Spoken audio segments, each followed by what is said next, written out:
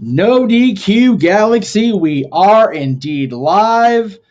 Welcome to NoDQ.com's recap of AEW Dynamite for April 26th, 2023. I am wiping up a mess because water spilled everywhere because, of course, it can't be a Jet Beachman stream without some sort of shenanigans. Am I right?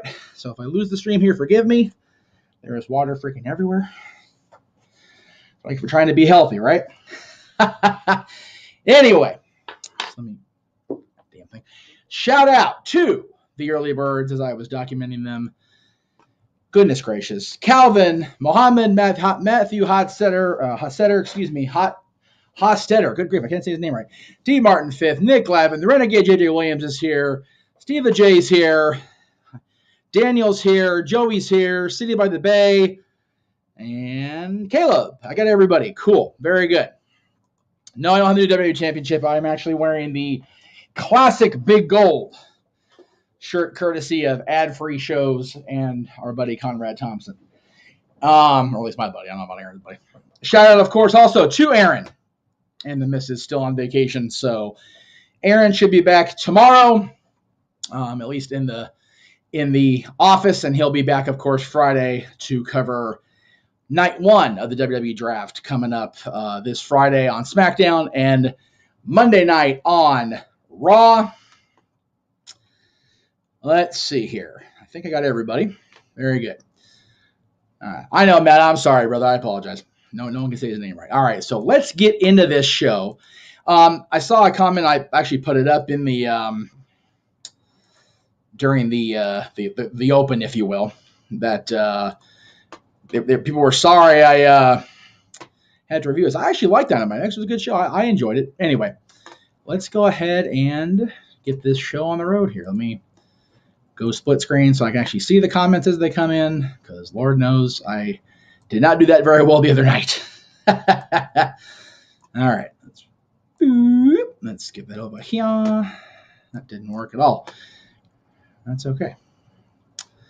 I don't know why that didn't work. Give me 1 second. Again, we're live, pal. There we go. That's what I wanted to do. I need to see my damn name. I don't give a shit. Okay, need you to move. There we go. Hi. Goodness gracious. I don't know why this isn't working like I want it to, so we're just going to put it back. Hell with it. It's pissing me off. Anyway. All right. I think I got everybody where I wanted to be. And all right, we're good to go. So the show, of course, started out with a title match right away as Orange Cassidy came out to defend the International Championship against one Bandido. A lot of cool spots here, typical of both guys. They did the, Cassidy did his, hands in pockets deal, and a lot of, high spots. I forget the name of Cassidy's finishing move. Forgive me. I am very ill-prepared, obviously. But he got the win, and he presented Bandido with the sunglasses afterwards. Did a little pose to celebrate there, so I thought that was pretty cool. Cool little match to open the show. And not a whole lot to, really dive into or, focus on. But just a cool match. And let me go ahead and star that, Jay, because we'll get there, brother, I promise. No. I don't think he hit the orange punch to win. I think he hit another one of his. If he got the punch, I missed. I clearly missed the finish of the match then, which is even worse. Yeah, that kind of bugs me that they just completely no-sold it afterwards. They actually walked to the back as Renee was talking to Adam Cole. Adam Cole's talking about he's going to go out there and call Chris Jericho out. If Chris is coming out, he's a coward. So there was that. But Cassidy and Bandido walked by, thought Renee was waiting for them, and, oh, you're not waiting for me. And then Bandido goes, oh. And they walked off. This is stupid. I thought it was stupid anyway. It was humorous, but it was like, okay, whatever. Anyway. Yeah, I thought Bandido taught a little too much, too, in this match. Again, what are you going to do? So, went to commercial, came back, and Darby Allin and Jack Perry were in the back talking to Renee, and both men agreed that they went a little too far in their verbiage last week. Stepped over a couple lines they probably shouldn't have stepped over, right? which, baby faces get into conflicts with their words. Goodness gracious. And then there's definitely tension between these two. You knew something was going to go down later with the match with Sammy and Darby, because they're not just going to have it, die like that on the vine, if you will. Jarrett then walked out with the entire team Jarrett. But, of course, damn her, that Aubrey Edwards walks out there, leads a troop of referees out there to lead Team Jarrett away. Just despicable on their part to lead them away like that. Just Aubrey Edwards getting involved where she shouldn't get involved, as always. Just terrible, biased officiating on Aubrey Edwards' part. Just awful. Anyway, Dax came out with Cash. Cash walked to the back, to his credit. They went over the whole manipulation of Mark Briscoe. They went over the history with FTR and the Briscoes. Jarrett gets a win without interference. Now, was it a clean win? It's Jeff Jarrett, so, it is what it is. But he didn't need anybody interfering, so he gets the win. So, Noah Foster, if you're watching this recap, Aubrey Edwards isn't out there, and Jarrett gets the 1, 2, 3. So, there. Ha! Anyway. I pick on Aubrey, but I love Aubrey Edwards. But after the match, found it interesting that Sanjay Dutt actually handed Jarrett the AEW tag team belt, and Jarrett was posing with it around his neck while Sanjay did the worst version of a Fargo shirt I've ever seen in my damn life. Just the shits. It was terrible. So forgive me for a second. Yeah, I'm not sure why it was longer than 5 minutes. That's a good question, Scorp. I don't know. Anyway, we then go to Tony Khan's big announcement, and it actually was a decent announcement this time. I will give Tony credit for that. Talked about the Owen Hart Foundation tournament coming back this year. They're going to have the opening ceremonies in Vegas at Double or Nothing coming up on May 28th. We'll have coverage of that over on the Jeff Petrie Network Multiverse of Media, as well as Aaron providing feedback on Twitter, and he'll have his full recap, of course, that night because it's a Sunday, so we won't be doing a Mike night because hopefully my ass will be going to bed. I got Disneyland the next day with family. And the tournament itself will take place in Canada, including at Forbidden Door, and the finals will take place on Saturday, July 15th, out in Calgary, Alberta, Canada. Shout out to Lance Storm. So interesting, the entire tournament is going to be in Canada this year. They're going to have matches at Forbidden Door, which of course is in Toronto, and the finals are going to be in Calgary. So cool on that. And of course they mentioned Dr. Martha Hart, and the Hart family and doing their things. And, of course, they're bringing the Owen back. WWE canceled King of the Ring because, clearly a connection. Clearly a connection between the two. At least that's what us conspiracy theorists think. Hey, you know what, though? With the Stanley Cup, Toronto's still in it. Toronto is putting up a fight. The Maple Leafs are still in the hunt. So fear not, Scorpio. There may be a Toronto Maple Leafs win yet. I have faith. My dad picks Toronto every year until they stop making the cup, and then we revert, because we're Kings fans. Anywho, so Wardlow came out with Arn to face local jobber number 42. Wardlow headbutts the poor bastard, delivers a monster, and I mean just clothesline the guy's head off his shoulders, hit a series of power bombs. I think it turned out being 4. And then he finally ended this televised attempted murder. God bless him. Arn goes on the mic and says, encourages the poor young man to go catch a bath in a 12-pack, which, hell, there you go. That's good advice from the enforcer. And says, everybody's asking why Arn joined up with Wardlow. And Arn said after 40 years in the business, 3 of them in AEW, he got the lay of the land. He got to look around that locker room and talked about, the NFL draft starts tomorrow, and that's about forming dynasties, and Wardlow is AEW's dynasty. He could be. That he can put AEW on his shoulders and carry it into the millennium, but he's lacking that killer, that mean, dirty instinct. Talking about the Horsemen, man. They always fought dirty, gouge an eye, take a chair out and hit somebody. And as he mentioned the chair, out comes the king of the concerto himself, Christian Cage, along with Luchasaurus, and there was a hint a glimmer, if you will, of a confrontation. Cage walked up the steps and then, never mind, and walked away. Looks like we may get Luchasaurus and Wardlow coming up on TNT for the championship. Maybe a pay-per-view, maybe on Rampage, which is at a special start time, by the way, on Friday. If you missed it the 25 times they said it tonight, at 5:30 p.m. Eastern, 2:30 Pacific. It's like they don't give a shit about that show. It's like we're broadcasting the sports tournaments playoffs, so you guys can suck it. That's pretty much what it was. Then we go to the back, and it's Renee again talking to Sammy. Ask Sammy how he feels about possibly facing MJF, and of course, Sammy claims he's going to lay down for Max because Max is going to pay him a shit ton of money to do so. Max comes in. They exchange forehead kisses. They talk about ruining the sanctity of the title, and they don't care. Sammy promises to kick Darby's ass and presents Max with the vest that, like Sammy had, Max gave one of his trademark scarves to Sammy. They exchange hugs. They exchange cheek kisses. It's a beautiful. What did I miss last week with this Sammy and Max nonsense? It was ridiculous. It was just the worst. I don't even know what was going on. It just goes, when you miss a week or two of television, I was lost why this connection was a thing. And then I finally got it cleared up for me that, okay, there's this thing. Sammy's agreeing to take the money from Max, take the dive. It's not going to happen that way because what we saw later in the show, which we'll get to right now.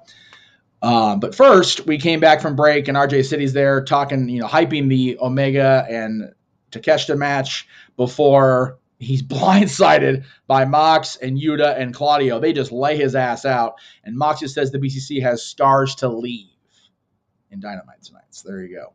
Darby comes out. Sammy comes out with Taya. Makes out with her. Taya leaves. Or Ty Mello, whatever the hell her name is.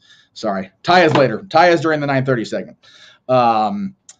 Max walks out, goes on commentary with a jar of pickles. I love this man. He's so just gives no shits. He's tremendous. The entirety of the commentary is basically Max plugging the pickles and just putting himself over, not talking about Darby, not giving Darby any credit. And Shivani's just losing his damn mind at the table having to deal with Max. It's funnier than hell. Poor Tony Schiavone. God bless him. He tries. He really does. I need to have that be start. Thank you. Sammy ends up winning the match by disqualification. Max comes down toward the end and throws the skateboard at Darby. Darby turns around. Sammy does the Eddie Guerrero spot where he lays like he's been hurt. The referee, for inexplicable reasons, disqualifies Darby without any actual proof he actually used the damn skateboard.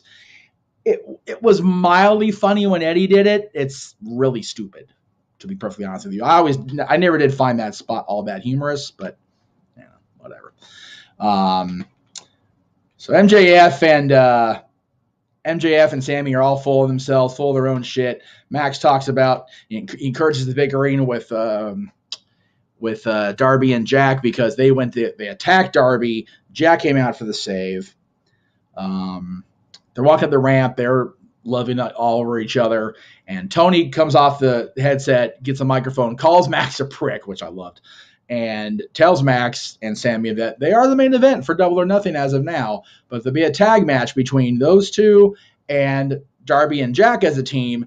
If Darby and Jack win, the match becomes a fatal four-way or pillar four-way, or whatever the hell the damn phrasing was. When they came back from a commercial, Max basically abandoned Sammy. He said the car was full, even though there's nobody in the car. So there's definite tension between these two teams. Can these two tag teams, who are going to be potential opponents, coexist? It's the wrestling storytelling classic. Can the team formed by opponents possibly coexist? My goodness. The drama, I tell you. The drama. Lord. Anyway, check this real quick. Make sure I'm not going to get left because I do have a pickup coming. Okay, cool. All right, very good. Let me just go ahead and take it out. I'm going to go ahead and shut that down for now. Boop. There we go. Eyes on the prize. All right. Now, where are we at here? Oh, yeah.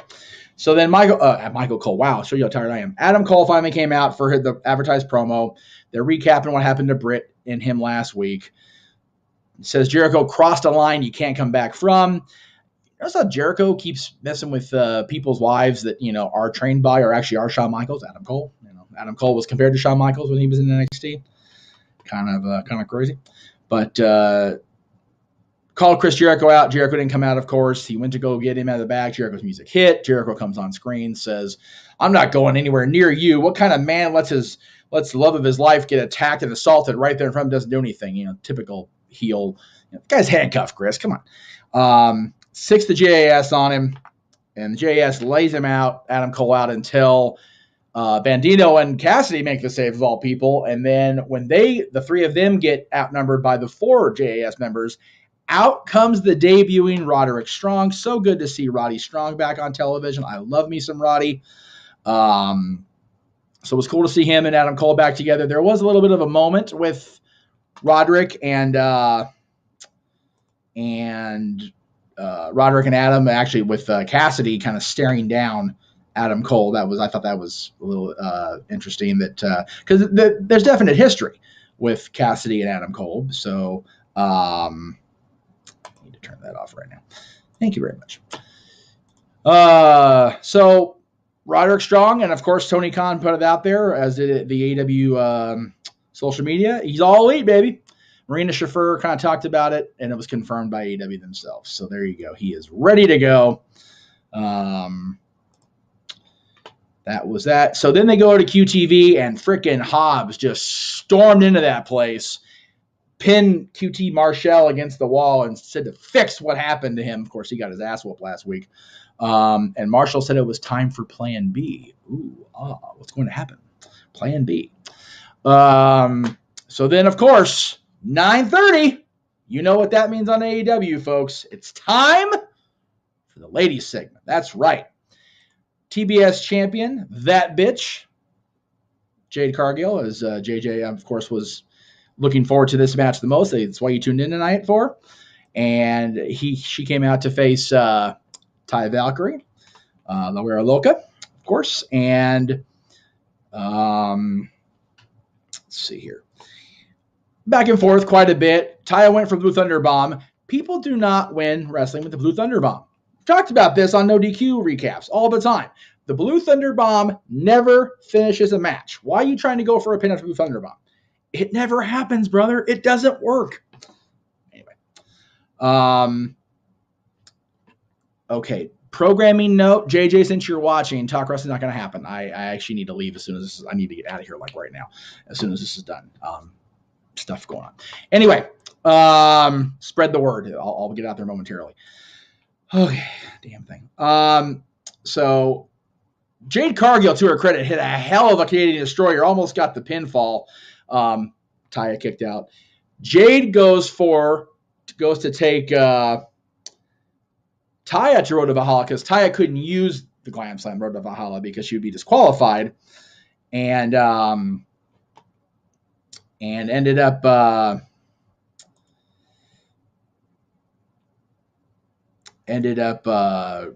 Taya fought out of it. She went for the slam herself. And remember, she gets disqualified. Jade rolled her up, retains the title, which I thought was little cheap. So it was kind of good that they had Taya attack afterwards and get her shots in. She actually went to go take Aubrey to the Road to Valhalla. So I was like, yes, do the thing. And referee stopped her. Damn referees. So, yes, JJ, we can definitely give Jade her flowers. She deserves. Jade says that he believes that this is her longest match to date, and Taya helped make her look good. Absolutely. Daniel says, so how is Taya going to win the TBS championship now and in turn screw Jade out of the championship? Here's a thought. AEW could bring in for one time only Clarence Mason. I don't even think Clarence Mason is actually wanting to do wrestling anymore. I could be wrong there. And then Matthew says, poor Taya, she was relegated to Rampage from the start of her debut, and there was no way she was beating Jade Berg here. Of course, it barely went more than 5 minutes because Jade still can't go any longer. Hey, you know what? I think people are being way hard on Jade. I was hard on Jade at first as well, and I I disagree with my original assessment. I'm all in with JJ on Jade. I know she's been champion longer a while now, and I know they're probably still waiting on Chris Statlander, but that's still a very big maybe that she's coming back. Taya won't get it yet, but she still is the most likely for me to dethrone Jade at this point. And then we go from a women's match to a women's interview, a promo segment with Britt Baker, Dr. Britt Baker. Do it with me, kids. DMD. And the world champion Jamie Hayter talking about how they got beat up. Britt obviously had the obvious black eye. Jamie's in a sling. And Britt says they're pretty decent human beings, so you give them a reason not to be, which, from what I remember meeting them both, very, very true. Jamie says they can use as many weapons as they want, send the hospital as many times as they want, because it's not over until they go to the bloody morgue, which is true. So we'll see. This should play out interestingly. And then Excalibur goes into the longest yet quickest promo for anything I've ever seen in my life. He rattled off every match advertised for Rampage and the 2 advertised for Dynamite next week, and he did it in about 15 seconds. The man talks faster than me. You talk faster than good old JM, you are accomplishing something. I will tell you what. Bananas. So anyway, they're going to go to break before the main event match, and out comes Bryan Danielson to the ring. So I thought that was interesting. Coming out for commentary. Let me go ahead and get rid of that. Yeah, sorry guys, I can't do talk wrestling, and I have to bail out of here as soon as I'm done with this recap, which is going to take longer than I thought because I went longer than I thought. I didn't mean to. I apologize for my unprofessionalism here. I'm getting shit coming in on the text here I shouldn't be having to deal with. Anyhow, so decent but short tag team main event. You knew it was going to go short. Kenny and Takeshita get the win over the Butcher and the Blade. Bryan comes down, runs down Kenny for being a has-been, living off a legacy, and tells Takeshita he could be something really great if he would train with the BCC. BCC hits the ring, dumps Takeshita out, lays a beat down on Kenny, goes for the screwdriver spot, and here come the Bucks. They even the odds, but then Takeshita stops Kenny from attacking Moxley. Then Moxley pushes Takeshita into Kenny, and they lay Kenny out with the paradigm shift, and they hold up Takeshita's hand, and Bryan's like, okay, you want to run with the BCC, and Takeshita's like hesitating, and Yuta hits him with a low blow. Bryan tells Takeshita he's made his choice, and they do the screwdriver spot on Takeshita instead, leave him a bloody mess as the show goes off the air. Just an ugly, ugly, ugly finish to this match. Bryan definitely saved the segment overall. It was rough. I thought this match should have been longer, especially an advertised main event. If they're not going to have it be longer, have Jade and Taya be the main event. It's for a championship. But again, they want to keep the elite in the running. Ooh, because they are the elite. They are the elite vice presidents. Anyway, that was it. That was really it. I did like the show. B. Yeah, I won't say B- because it wasn't a bad show. Just average. I know you guys look for letter grades for Nerdy Q. So yeah, solid B. I would say it wasn't anything all that special. They advanced story, which you're supposed to do on TV. They're building toward Double or Nothing. They're building toward Forbidden Door. They're building toward the future of the shows on television. So that's what they're supposed to do on these shows, is do those things. So yeah, I would say a B would be a safe bet. And yeah, I think the 4-pillar involvement overall was okay tonight. I thought it was a little bit over the top as far as the interactions, especially with Sammy and Max. It was a little bit much for me. So, we'll see. Matthew with a C, Daniel with a D+. Interesting. I think it was that bad, but okay. B or B- of what I watched. Decent enough show. Joey says still a good Dynamite, but I give it an F for my dish hooper. Oh no! What a piece of shit. Anyway, that's it for me, guys. I wanted to make it short and sweet tonight. Tune in tomorrow over in the Cassidy Studios. Throwback Thursday content from JJ, featuring content from the Classics No DQ, the Casa itself, the Jeff Meacham Network, Simple Man brand, and the J. Britt 95 side of things. Friday over on the Casa No DQ, JJ will be finishing his month of reviewing movies starring musicians as Cher is in Burlesque. And then Aaron is back on NoDQ.com, recaps, reviewing night 1 of the draft on SmackDown, and then Monday night, of course, on Raw. Over the weekend, we will be having JJ reviewing the new release Renfield, starring Nicolas Cage. Open mic night Saturday for us over on the Jeff Meacham Network, Multiverse of Media. JJ starts Sunday off the afternoon with the weekly acquisition report, The War Zone, and Aaron and company are back on the NoDQ review Sunday night at 8 o'clock Eastern. Thank you all very much. Appreciate you letting me occupy part of your Mondays and Wednesdays. Sorry I couldn't be there yesterday. Just blame Canyon Dental over on Newhall Ranch Road, West Coast Dental. They sucked yesterday, not me. Thank you guys very much again. I appreciate it. Hope you guys have a great night. Stay healthy. Stay hydrated, as we say on the Greg Cherry brand. With Matty Laws, stay safe. And, of course, as always, say yes to NoDQ.com. Have a great night, everybody.